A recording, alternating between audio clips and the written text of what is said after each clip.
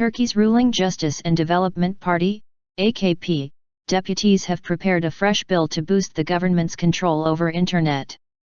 Last-minute amendments to an omnibus bill presented to the Parliament on January 23 stipulate that the Prime Minister and his ministers will be able to shut down websites for reasons including national security without a court order. Keeping public order and ensuring security for life and property are listed in the bill as other possible reasons for Turkey's cabinet members to shut down a website. If the bill passes the parliament in its current form after the debate scheduled to start next week, Turkish authorities will have an unprecedented power to control the Internet.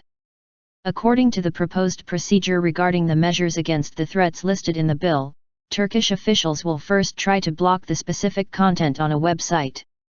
If such a pinpointed block is not technically possible, Turkey's Prime Minister and the ministers will be able to order a blanket ban on the website, which would then be applied by the Telecommunications Directorate, TB.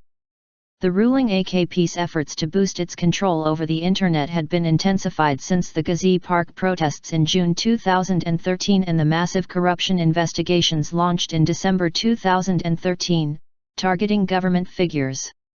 Since then, a series of online leaks had damaged the government, which accused prosecutors and police officials who allegedly took orders from the U.S.-based Islamic cleric Fethullah Gülen, the AKP's ally-turned-nemesis. While the government argues that the protests and the investigations were part of a coup plot, its critics claim that the ruling AKP uses them to justify more authoritarian measures and to whitewash widespread corruption. As of March 27, just before the March 30 local elections, Turkey banned YouTube after the Google-owned video-sharing website was used to spread leaked audio files from a top-secret state security meeting on Syria. It came days after TB blocked access to the U.S. social network Twitter on March 20, under orders from then Prime Minister and current President Recep Tayyip Erdogan after members of the opposition used it to post telephone recordings implicating him in the corruption scandal.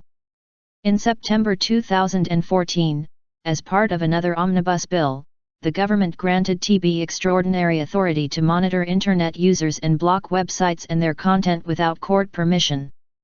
The bill was, however, overturned by the Constitutional Court a month later, which previously unblocked Twitter and YouTube. Despite the rulings of Turkey's top court, the government had made it clear last month that it would keep trying to exert greater control over the Internet with a fresh omnibus bill. Transportation, Maritime Affairs and Communications Minister Lutfi Elvan told reporters on December 24 that Article 22 of Turkey's constitution lists a series of exceptional conditions, including threats on national security and public order, that the right of communication can be restricted by the government.